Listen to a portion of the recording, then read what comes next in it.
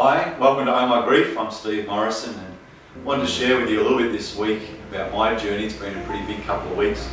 My dad, who's 79, had a heart attack 12 days ago, so we spent 10 days in ICU and still today he's waiting on a procedure. He's been too unwell to have any operations, so it's been a pretty intense 12 days.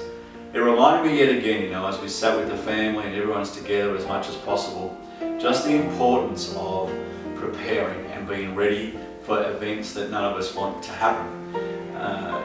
We're still hoping, believing, praying for Dad to have a good outcome, but we've had to face the fact that things are difficult.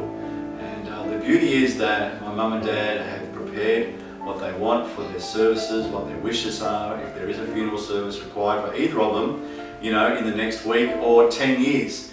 And I think that's so important. I know even with Naomi and I, my wife, we've talked about whether we want to be buried, whether we want to be cremated, any of our wishes we've made known now, so that when the time comes and that immense pressure is about, we've actually already had those tough discussions.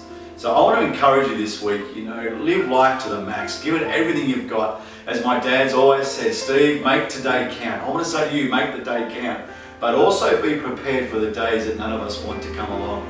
And so again I say, and I feel like I'm a broken record, but I want to say it again, particularly if you're married, you've got kids, whatever it is, make sure you have a will and make sure you've had the hard discussions about what the wishes of each other are. And particularly if you've got elderly parents as well, ensure those discussions are had. I guess the other thing I want to say as well is we often say, well, when mum and dad become 70, 80, 90 years old, we'll have some of these discussions.